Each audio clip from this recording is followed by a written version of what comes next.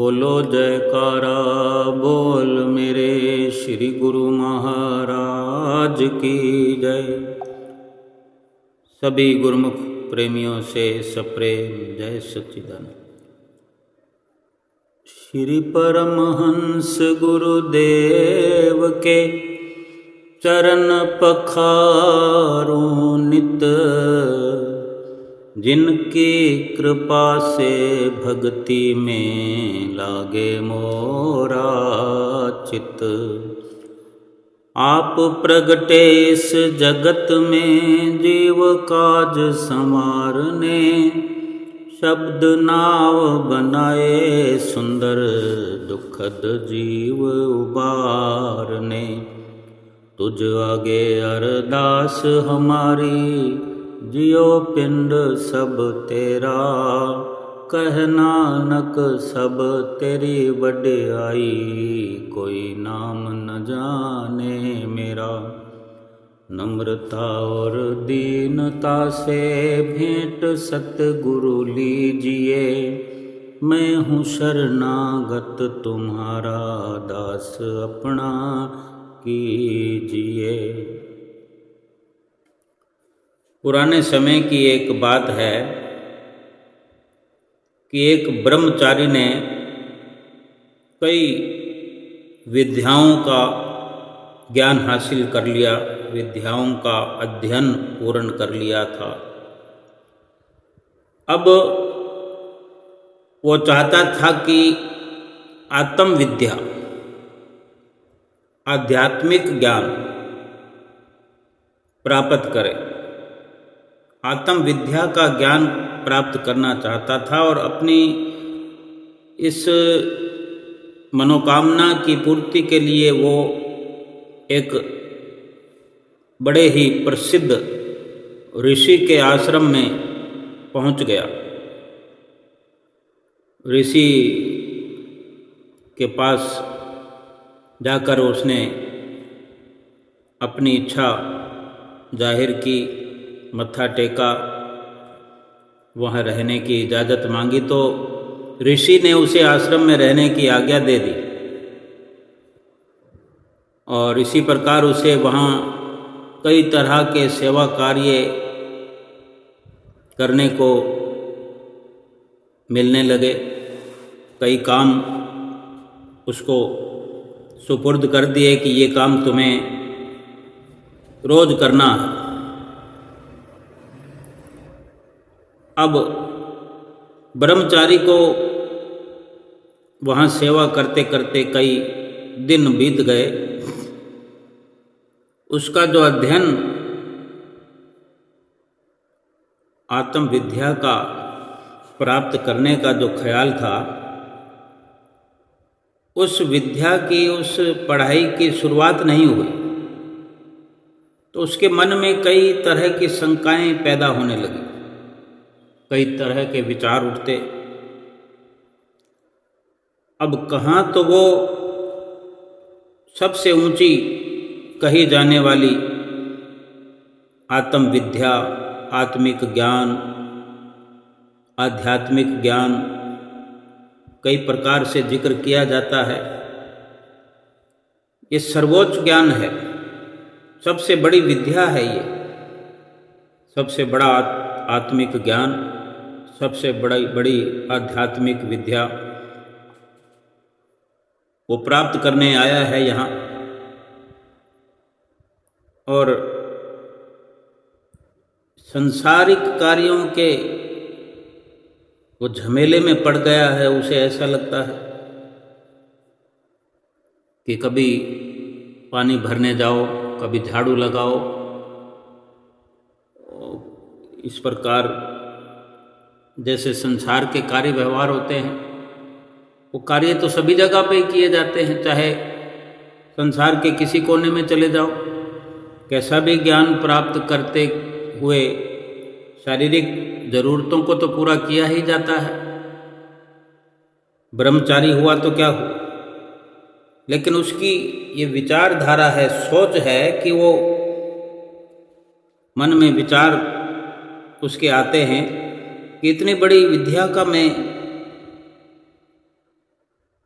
जो इच्छुक हों, और ये संसार के जैसे काम धंधे अगर करता रहूँगा तो फिर कब मुझे ज्ञान होगा। बाकी जो ज्ञान करके आया है वो, अब स्कूल में पढ़ने जाओ तो पढ़ाई के हिसाब से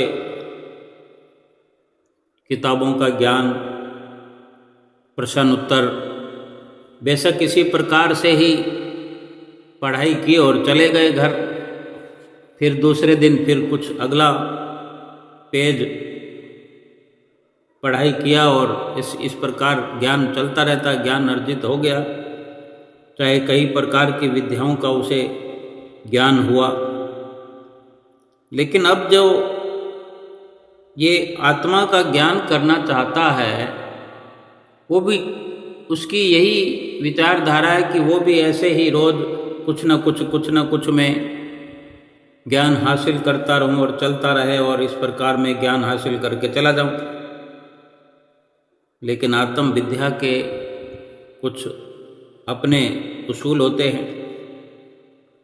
एक दिन वो घड़ा लेकर पानी भरने तालाब पर गया।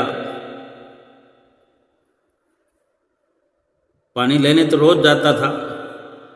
एक दिन जब वो घड़ा लेकर पानी भरने के लिए जा रहा था, तालाब पर पहुंचा तो बहुत गुस्से में था और संताप में, आग में, अपने अंदर क्रोध की अग्नि में जल रहा था। जोर से उसने घड़ा वहाँ तालाब के किनारे रेत पर पटका और वहीं बैठ गया। तो अचानक से उस घड़े से आवाज आई कि तुम इतना क्रोध और उतावलापन क्यों दिखाते हो? तुमने अगर गुरु बनाया है, गुरु ने तुम्हें शरण दी है, तो निश्चित ही देर सवेर है तुम्हारी मनोकामना भी पूर्ण हो जाएगी, तुम्हें आध्यात्मिक ज्ञान हो जाएगा। तो ये सुनकर ब्रह्मचारी बोला, मैं यहाँ कोई दुनियादारी के काम धंधे करने थोड़ी आया हूँ, आत्म विद्या प्राप्त करने आया हूँ, मगर यहाँ तो मेरा समय दूसरों की सेवा में ही गुजर जाता है।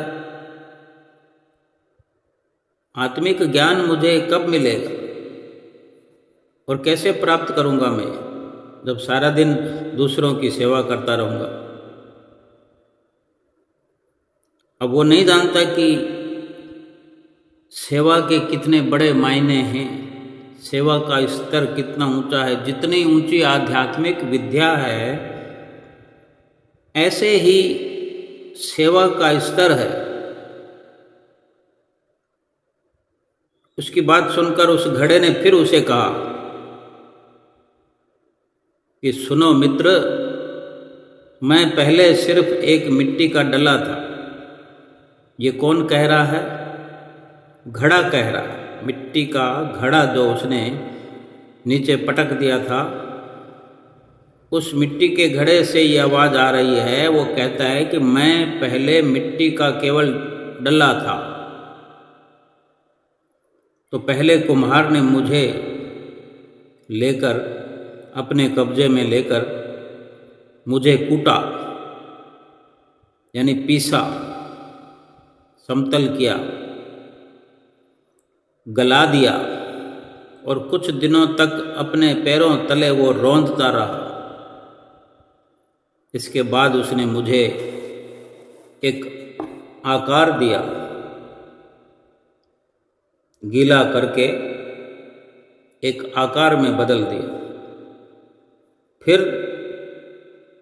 आकार में देने के बाद में भट्ठी में मुझे तपाया गया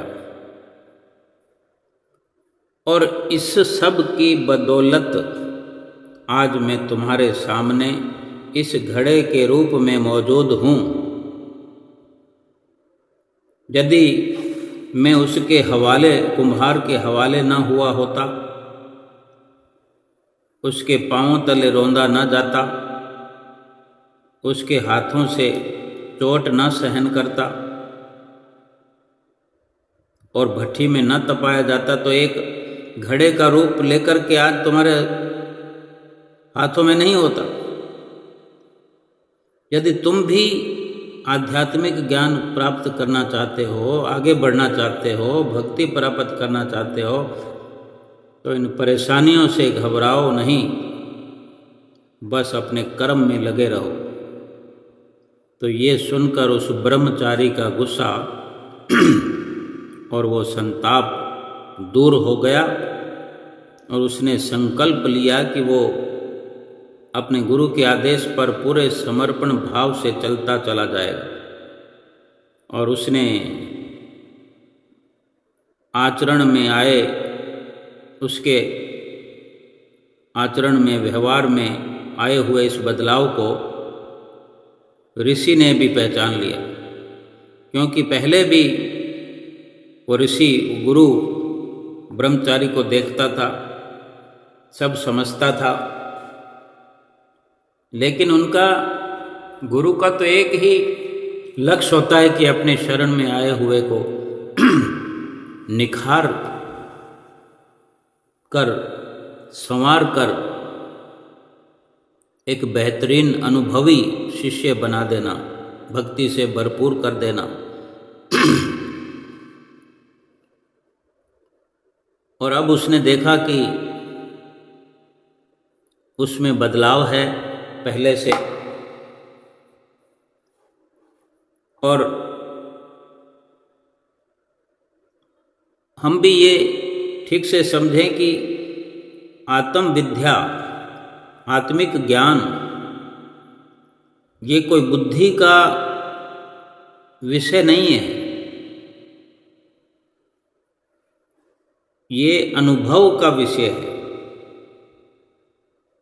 अमली कार्यवाही का विषय है, अमल करने का। यानी शिष्य द्वारा सच्चा समर्पण का पाठ सीखने के बाद ही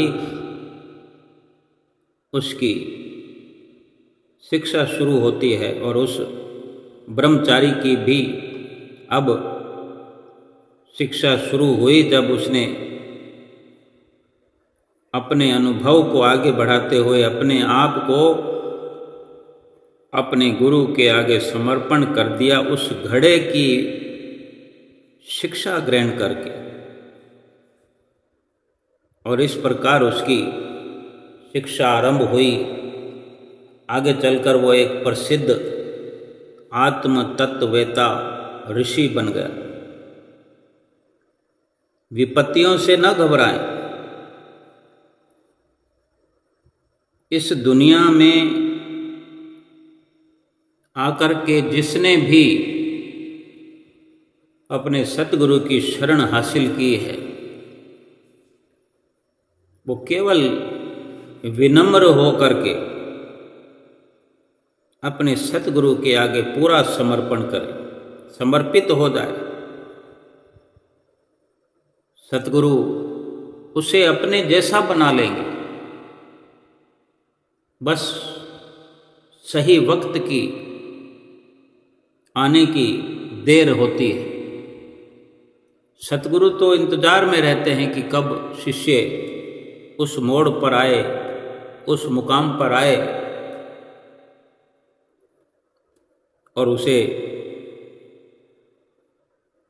उसकी जरूरत से भी कहीं गुना ज़्यादा लाभ प्राप्त सतगुरु करा देते हैं और शिष्य को अपने जैसा बना लेते हैं। पूरा समर्पण जो करता है, एक दिन उसे अवश्य सफलता मिलती है। अब हम ये विचार करें कि हमें सतगुरु की शरण प्राप्त हुई है। अनेक बार हमें श्री दरबार में, श्री आनंदपुर में या श्री प्रयाग धाम में या और भी जितने आश्रम हैं, वहाँ जाकर के अवसर मिलते हैं। हम भक्ति करना चाहते हैं, आध्यात्मिक विद्या में निपुण होना चाहते हैं। अब हम अपने आप को देखें और अनुभव करें कि क्या ठीक से हमारा समर्पण सतगुरु के चरणों में है। या कोई कमी है तो उसे दूर करें। हमारे श्री परमहंसों ने अपने समय में समय समय पर वक्त वक्त पर शुरू से ही ऐसा एक विशेष श्री आनंदपुर धाम बनाया है। हर गुरुमुख प्रेमी को अपनी चरण शरण बख्शी है और सारी व्यवस्था आध्यात्मिक विद्या के लिए की है कि हर उस शरण में आए हुए जीव को आत्मा का अनुभव हो, केवल ज्ञान नहीं बल्कि अनुभव हो। जितनी हम सारी रचना देख रहे हैं आज तो श्री दरबार में बेशक बहुत सी सुख सुविधाएं हैं, लेकिन जब इस धरती को श्री आनंदपुर की धरती को खरीद किया गया तब तो वहाँ पर कुछ भी नहीं था। जो भी हमारे आदरणीय महात्मा जन, भगत जन, बाई जन, भक्तानियाँ श्री दरबार में उस वक़्त सेवा के लिए श्री परमहंसों के चरणों में समर्पित हुए, वो वक़्त वास्तव में गहरे अनुभव का रहा होगा। और यकीनन हम समझ सकते हैं, अपने दिल में अनुभव कर सकते हैं कि आज अगर हमको सेवा का अवसर मिलता है तो हम किस प्रकार सेवा कर पाते हैं, कितनी कर पाते हैं, कितनी कुर्बानी दे पाते हैं, कितने संसाधनों के सहयोग से भी हम जरा मात्र सेवा कर पाते हैं। और हमें श्री हुजूर गुरु महाराज जी वचन फरमाते हैं कि तुम भाग्यशाली हो, श्री आनंदपुर दरबार के सेवक हो, श्री परमहंसों के सेवक हो, सेवा कर रहे हो, हम आप पर प्रसन्न हैं। ये कितनी बड़ी महानता है। श्री गुरु महाराज जी हमें इतना सराहते हैं, लेकिन सोचो, विचार करो, हमें ये विचार बड़ी गहनता से करना चाहिए, गहराई से सोचना चाहिए कि उस वक़्त सेवा का क्या एक नज़ारा रहा होगा जब यहाँ श्री आनंदपुर दरबार में जंगल ही जंगल था,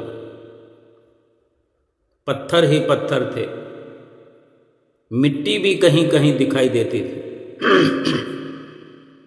कोई भी जगह ऐसी कंटीली झाड़ियों से खाली नहीं थी, पत्थरों से खाली नहीं थी। ना कहीं दूर दूर तक पानी का नामो निशान था, न कोई फल और फूल कहीं नजर आते थे। हम तो ऐसा अवसर अगर आज भी अगर देख लें तो होश उड़ जाए, एक सेकंड के लिए भी वहाँ खड़े ना हों,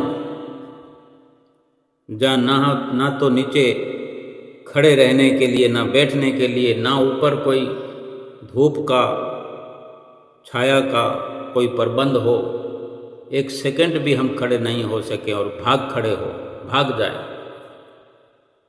लेकिन जिन्होंने भी ऐसे वक्त में श्री परमहंसों ने स्वयं भी अथक प्रयास करके सभी के साथ मिल करके सेवा के उस कार्य को किया जो आज हमारे लिए शीतल छाया जगह जगह पर पेड़ों की नसीब है, जगह जगह पर रहने के लिए सुंदर सुंदर मकानों की व्यवस्था है, पंखों की व्यवस्था है, कूलरों की व्यवस्था है, सत्संग सुनने के लिए छत के नीचे बैठ करके फर्श पर दरियां बिछी हुई हैं, सौंदर्य के सभी साधन उपलब्ध हैं, चारों ओर हरियाली है, खुशहाली है। ये वही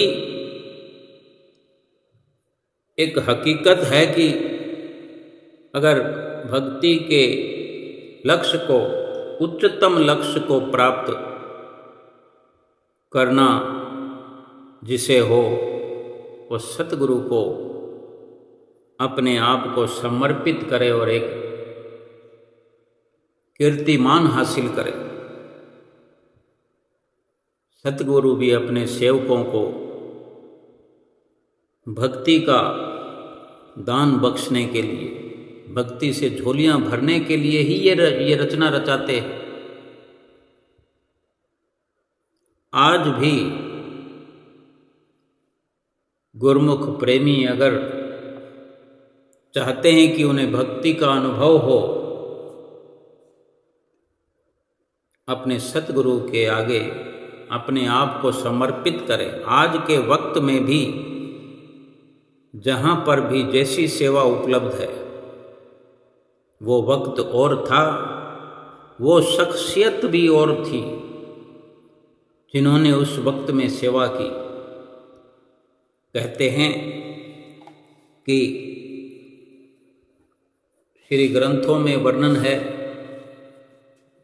और वो शख्सियतें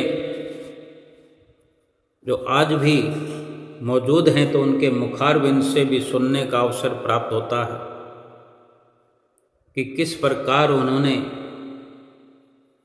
सेवा के कार्य को अंजाम दिया, मिलजुल करके ऐसी सेवा की मिसाल पेश की कि इतने कांटों के झाड़ झखाड़ जिनको केवल शुरुआत करने मात्र की देर थी, अगर शुरुआत कर दी कांटों को मिटाने की और फूल खिलाने की, तो धीरे धीरे धीरे धीरे करते करते कांटों वाले झाड़ झखाड़ समाप्त होते चले गए। उस जमीन को खाली करके वहाँ पर हल चलाने जैसी व्यवस्था हो गई।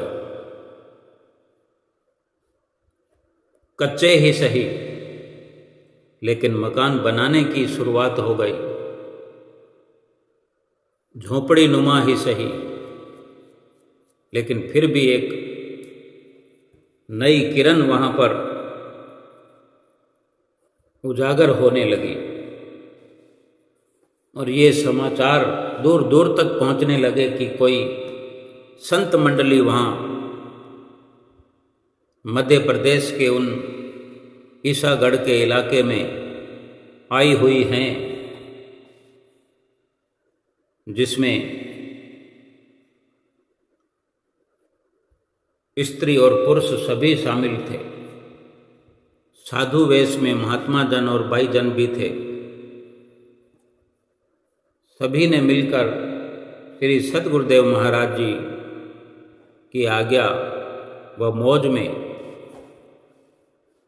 सेवा का ऐसा कार्य, सेवा की एक मुहिम छेड़ दी। किसी प्रकार की रात को रोशनी नहीं होती थी। बमुश्किल चिमनी लालटेन जलाने की व्यवस्था हो पाती थी। ऊपर से आंधी और तूफान और बरसात किए कराए पर पानी फेरने में कोई कसर नहीं छोड़ते थे, लेकिन सेवादारों का हौसला तोड़ सके ऐसा कोई तूफान जैसे कोई बना ही नहीं था। कोई ऐसा तूफान उठा ही नहीं था जो सेवा करने वाले सेवकों का हौसला तोड़ सके, क्योंकि हौसला देने वाले खुद परमेश्वर जो उनके साथ थे। बने बनाए वो टपरे झोंपड़े या तो तूफान में उनकी छतें उड़ जाती थी या बरसात आने से वो पूरे बह जाते थे। फिर उनको दोबारा बनाने का भरसक प्रयास करते हुए सफलता प्राप्त करते। जो पार ब्रह्म परमेश्वर सतगुरु के रूप में अवतरित हुए हों, वो चाहें तो क्या नहीं कर सकते, लेकिन अगर वही सब कुछ कर दें तो हम जैसे गुरुमुख प्रेमी भक्ति को कैसे हासिल करेंगे, आत्मिक विद्या का अनुभव कैसे करेंगे, आत्मिक विद्या का ज्ञान चरितार्थ कैसे होगा। ज्ञान तो केवल किताबों में पढ़ा रह जाएगा, लेकिन अनुभव प्राप्त करना हो तो उसके लिए कुर्बानी करनी पड़ती है। और इस प्रकार ये सेवा का सिलसिला ऐसा चला कि चलता ही रहा। बेशक 100 साल होने को है। श्री आनंदपुर दरबार की रचना की शुरुआत हुए अभी 94 साल हो चले हैं।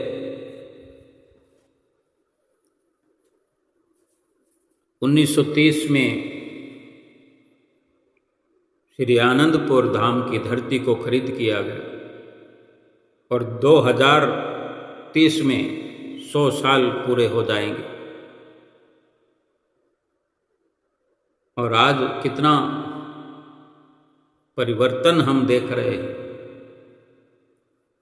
कि इस धरती पर कहीं कोई वैकुंठ है, इस संसार में कहीं कोई वैकुंठ है तो वो श्री आनंदपुर धाम है। एक वक्त वो था कि एक ही ठेले पर, जिसको आज हम ट्रक कहते हैं, उस वक़्त ठेला वहाँ की भाषा में कहते थे। छोटा ट्रक जो हम कहते हैं, छोटे से छोटे ट्रक भी होते थे जिसको गट्टू कहते थे। उस ठेले पर सभी लोग सेवादार मिलकर चढ़ के जाया करते थे एक जगह से दूसरी जगह।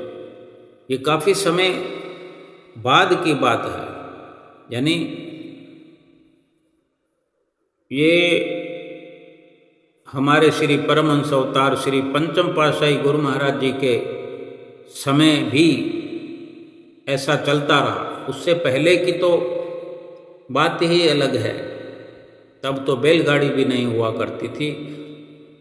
इक्की दुक्की बैलगाड़ी में स्वयं श्री गुरु महाराज जी सवार होते, कहीं घोड़े पर सवार होते, कहीं बैलगाड़ी का सफ़र करते। जब ठीक से कुछ जगह साफ सुथरी होने लगी, कुछ कच्ची पक्की पगडंडियाँ सड़कें बनने लगी, कच्ची ही सही, तो आगे चलकर श्री कार में भी श्री दूसरी पातशाही गुरु महाराज जी, फिर तीसरी पातशाही गुरु महाराज जी, आगे से आगे जब तरक्की होती गई, सेवा कार्य आगे बढ़ता गया, तो तीसरी पातशाही गुरु महाराज जी के समय में बहुत कुछ बदलाव हुए। खूब सेवा का जो असर श्री दरबार की धरती पर देखने को गुरुमुख प्रेमियों को मिला, जिन्होंने तीसरी पातशाही गुरु महाराज जी के समय दर्शन किए। आज भी ऐसे गुरुमुख प्रेमी हैं अगर कहीं मिलना हो, किसी से मिलना हो जाए तो उन्हीं के मुंह से उन लीलाओं का वर्णन भी सुन सकते हैं। चौथी पातशाही गुरु महाराज जी के समय में भी इस प्रकार, लेकिन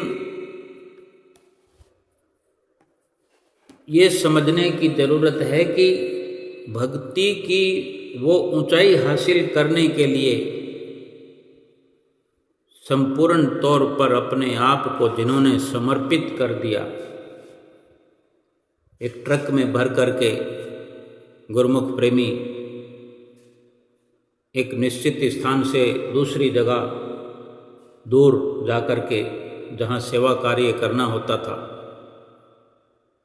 तो वहाँ सेवा करने वाले औजार, फावड़ा, गेंची, तसले, ये सब साथ में रखे होते और वहाँ उस गंतव्य स्थान पर पहुँचते जहाँ पर खुदाई वगैरह, कहीं से मिट्टी को खोदना, कहीं पर जाकर के भरना, कहीं खड्डे हैं, कहीं ऊपर टीले हैं, टीलों वाली मिट्टी को उठाकर भर भर के ट्रक में लाना, उसी ट्रक में बैठ कर के आना, और इस प्रकार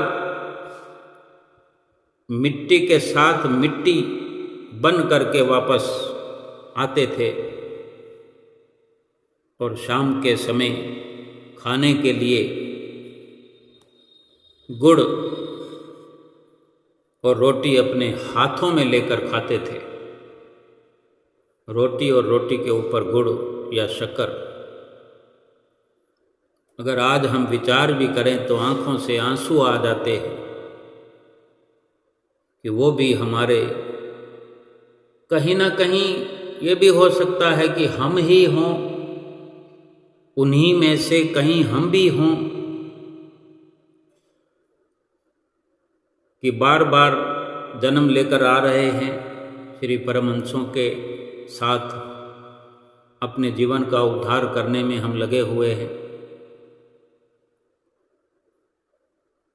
और इस प्रकार अपने हाथों में ही श्री गुरु महाराज जी से प्रसाद पा करके, उसे खा करके सो जाया करते और सुबह फिर इसी प्रकार नाश्ता, जो आज हम लंगर में बैठ करके दाल, सब्जी, पोहे, खिचड़ी, दलिया, इतने सामानों के साथ हम शुरुआत करते हैं सुबह सवेरे। ठंडा ठंडा शीतल पानी, उस वक़्त तो पानी ही नहीं हुआ करता था। ये उन्हीं की कृपाओं का फल है, उन्हीं की सेवाओं का फल है, जिन्होंने समर्पित कर दिया अपने आप को और भक्ति की एक मिसाल कायम की, एक सादगी का जीवन। बेशक हम भी उन्हीं में थे,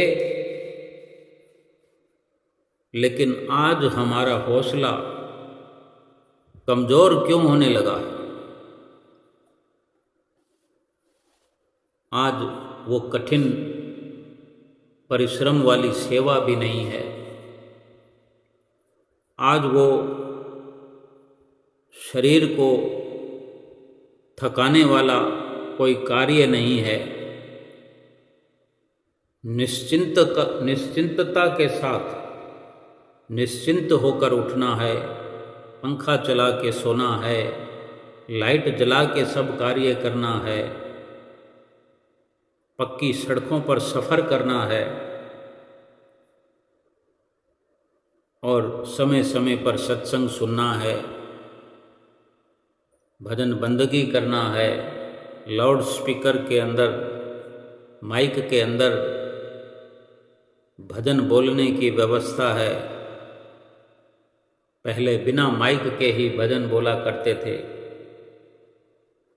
श्रद्धा और विश्वास छलकता था। आज भी है, आज भी कोई कमी नहीं है, लेकिन विचार करने की ज़रूरत बहुत है कि आज हमारा वो साहस क्यों डगमगा रहा है, क्यों आज हमें सेवा के लिए पीछे होना पड़ रहा है। हमारी सेवा की भावना को हम समझने का प्रयास करें। समर्पण भाव में जो कमी है उसमें सुधार करने की ज़रूरत है। अगर हम कर पाएं तो हो सकता है कहीं अधिक लाभ इसी जीवन में, बचे हुए समय में, बचे हुए पलों में, क्षणों में, मिनटों, सेकंडों में, दिनों में, महीनों में हम प्राप्त कर सके। प्राप्त तो सतगुरु की प्रसन्नता को करना है। आज कोई ट्रकों में चढ़ करके कहाँ सेवा करने का अवसर मिलता है। जगह जगह पर कारीगर लगे हुए हैं, मजदूर लगे हुए हैं, सैकड़ों की तादाद में मजदूर कार्य कर रहे हैं। फिर भी थोड़ा अवसर आज भी मिलता है। सुबह सवेरे जब हम श्री मंदिर जी में श्री आरती पूजा से फारग होते हैं तो वहाँ अनेक बार माइक में अनाउंस होता है कि गुरमुख प्रेमी अभी नाश्ता करके फलां जगह पर सेवा चलेगी। टेम्पो खड़े हैं और भी कई गाड़ियां खड़ी हैं। गुरमुख प्रेमी उनमें बैठ करके थोड़ी देर सेवा का अवसर प्राप्त करें। ये जितने भी सारे अवसर हैं, चाहे श्री आनंदपुर दरबार की रचना हो या आज छोटे छोटे कार्य सेवा के गुरमुख प्रेमियों के लिए अवसर खोले जाते हैं, ये केवल भक्ति का सच्चा लाभ प्राप्त कराने के लिए, अनुभव कराने के लिए केवल खोखला ज्ञान अगर हासिल हो जाए किताबें पढ़ के तो उससे कोई लाभ नहीं होने वाला। जो शारीरिक सेवा हमें सतगुरु बख्शते हैं और ये सेवा सब जगह उपलब्ध है। जहाँ जहाँ शहरों में, गांवों में, महानगरों में, मेट्रो सिटीज़ में आश्रम बने हुए हैं और हमें वहाँ जाने का अवसर मिलता है। आज भी बेशक कुछ बदलाव हो गया है तो हमारे लिए वही पर्याप्त है जो अवसर हमें आज मिल रहा है। कभी लंगर और भंडारे का प्रोग्राम होता है, कभी जन्मदिन का पर्व होता है, कभी वैसाखी पर्व होता है, कितने ही पर्व मनाए जाते हैं। शुभ संक्रांत का पर्व होता है। तन से, मन से, धन से सेवा करने का अवसर सतगुरु ने आज भी हमारे लिए खुला रखा हुआ है। आज ये कलयुग का बढ़ता हुआ जो दौर है, हर इंसान को झकझोर रहा है। कलयुग के इस दौर में, कलयुग की बढ़ती हुई छाया में ये जीव दबने लगा है। लेकिन हमारे श्री परमहंसों ने हर संभव प्रयास करके, अथक प्रयास करके हमारे लिए युगों युगांतरों तक ये अवसर प्रदान कर दिया है। अगर हम अपने आप को समर्पित करते हुए सतगुरु के वचनों की पालना करें, सेवा का अवसर तलब करें, तो कलयुग का बढ़ता हुआ असर हमको छू भी नहीं सकेगा। हम जहाँ भी हैं, जहाँ भी अवसर मिलता है, चाहे कुटिया पर, आश्रम पर जाकर के हमें कोई सूचना प्राप्त होती है किसी भी प्रकार की, कोई लंगर का अवसर है, कोई भंडारा है, कोई पर्व है, हर प्रकार की सेवा होती है। जरूरी नहीं है कि वहाँ पर केवल रुपयों से ही काम चलता है। तन मन धन सभी प्रकार की सेवा को ही विशेष समझा जाता है। यथा योग्य पूरा प्रयास करके अपनी जीवात्मा का लाभ उठाया जा सकता है। आत्मिक ज्ञान को अनुभव के द्वारा हासिल किया जा सकता है और सेवा के साथ साथ जो 5 नियमों की पालना पूरे तरीके से करनी है, वो तभी सकारत है कि हम कुटिया पर जाकर या श्री दरबार में जाकर श्री आरती पूजा में शामिल हो जाते हैं, दोनों समय सत्संग में शामिल हो जाते हैं। और अगर सेवा का अवसर नहीं हम तलब करेंगे, सेवा की मांग नहीं करेंगे, सेवा में भाग नहीं लेंगे, तो सेवा का नियम रह गया। अनुभव प्राप्त करने का तो यही नियम है। 5 नियमों में ये सेवा का जो नियम है सबसे अहम है। दर्शन भी हम करते हैं, सत्संग करते हुए सत्संग सुनते रहते हैं, दर्शन करते रहते हैं, लेकिन अनुभव विशेष तौर पर जो सेवा से प्राप्त होता है और जो इसके अलावा जो रोज सुमरन भजन करने के लिए हिदायत होती है, ये विशेष है। सेवा और सुमरन सभी कुछ करते हुए, चाहे श्री दरबार में हो, क्यों नहीं हम सेवा की मांग करते। अगर 5-6 दिन के लिए भी हम जाते हैं, 4 दिन के लिए भी जाते हैं, 2 दिन के लिए भी जाते हैं, अपने इस आने जाने को, समय को हम बढ़ा सकते हैं। अगर हम 50 साल से जा रहे हैं लगातार, एक दिन पहुँचे, 2 दिन रहे, तीसरे दिन वहाँ से रवानगी, इसी ढर्रे पर अगर हम खड़े हुए हैं तो हमको इतने दिनों तक विशेष लाभ, विशेष अनुभव क्या हुआ। हर इंसान अपनी कार्रवाई को बढ़ाता, सांसारिक स्तर पर जो हमारा रहन सहन है उसी से शिक्षा प्राप्त कर सकते हैं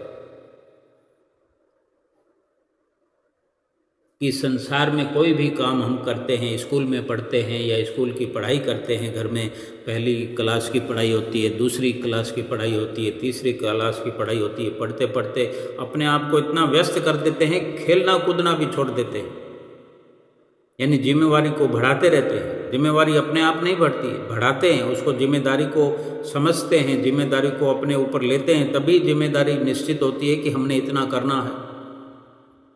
कोई आकर के हमें अनाउंस थोड़ी करता है कि तुम्हें सफल होना है तो ये करो। ये सब हम खुद तलब कर लेते हैं कि ये हमें करना है, ये हमें चाहिए, ये सफलता हमें मिलनी चाहिए। कभी माँ बाप किताब पकड़ पकड़ कर सिखाया करते हैं, घर में जोर लगाया करते हैं। एक वक्त होता है कि माँ बार बार पूछने को आती है कि बेटा खाना खा लो, बेटी खाना खा लो, चाय पी लो, लेकिन खाना ठंडा हो जाता है, चाय ठंडी हो जाती है और हम इतने व्यस्त होते हैं पढ़ने में कि वो सफलता हासिल करनी है। तो भक्ति में क्यों नहीं? अगर हम 50 सालों से आ रहे हैं 2 दिन के लिए, कोई कहता है मैं 50 साल से जाता हूँ, बैसाखी पर मेरा नित्य-नेम है, 3 दिन लगा के आता हूँ, वो चल रहा है। 3 दिन को अगर 5 दिन करें, 10 दिन करें, बढ़ाया जा सकता है। वही नियम लेकर चलेंगे, फिर उसमें अनुभव आधा अधूरा पड़ा रहेगा, यानी संसार से प्रीत बढ़ती रहेगी, बढ़ती रहेगी।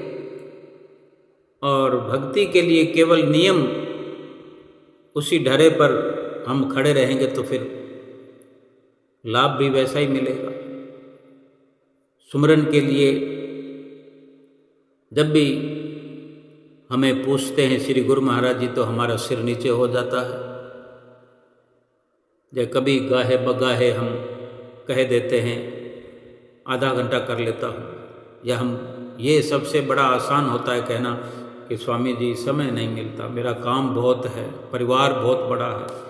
इस प्रकार की हम दुहाई देते हैं। क्या परिवार आत्मा का भला करेगा, या काम धंधा जो है उससे आत्मा का कल्याण होगा? जिम्मेदारियां संसार की बहुत है, तो उससे क्या आत्मा की जिम्मेदारी पूरी हो जाएगी, जीवन मरण सफल हो जाएगा? फिर अगली बार फिर वही